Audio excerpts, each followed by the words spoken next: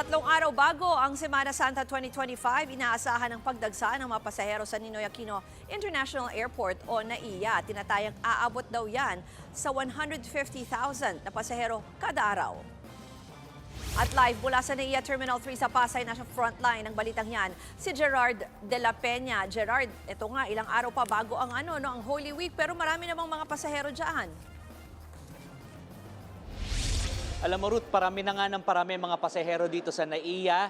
Ito yung mga babiyahe ngayong Holy Week. At makakaasa naman daw sila na magkakaroon sila ng maginhawang biyahe dahil sa mga pagbabagong ipinapatupad ng New NAIA Infrastructure Corporation sa ating paliparan. At ang pinakabago nga dito sa NAIA Terminal 3 ay itong mga kabubukas lang na immigration counters na para lang sa overseas Filipino workers. Nasa likod ito ng OFW Lounge, kaya mga pasaherong OFW hindi na kailangan makisiksik sa dating counters. Kung dati ay may isa o dalawang lane lang na para sa mga OFW, ngayon ay may 12 counters na para lang sa kanila. Ayon sa pamunuan ng NAIA, nasa 12% ng lahat ng pasahero rito ay mga OFW o tinatayang nasa 3,000 pasahero kada araw.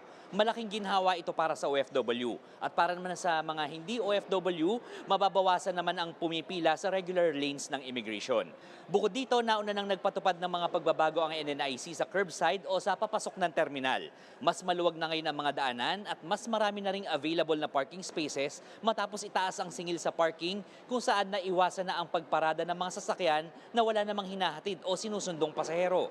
4 na oras daw bago ang flight ay nagbubukas na ng check-in counters ang ibang airlines dahil nabago na rin ang sistema ng singilan kung saan hindi na kada oras kundi kada pasahero na ang binabayaran ng mga airlines sa NNIC sa paggamit nila ng check-in counters. Ikinatuwa naman ito ng Department of Transportation kung saan sinabi ni Secretary Vince Dizon na patunay ito na epektibo ang public-private partnership kung saan ililipat sa pribadong sektor ang pamamahala ng mga pasilidad katulad nitong airport. Ruth, ngayong Semana Santa, inaasahan niyang umabot ng 157,000 kada araw ang bilang ng mga pasahero rito at yan ay mas mataas kumpara doon sa 145,000 na naitala noong nakaraang taon, Holy Week noong nakaraang taon, at 130,000 naman kada araw kapag ordinaryong araw.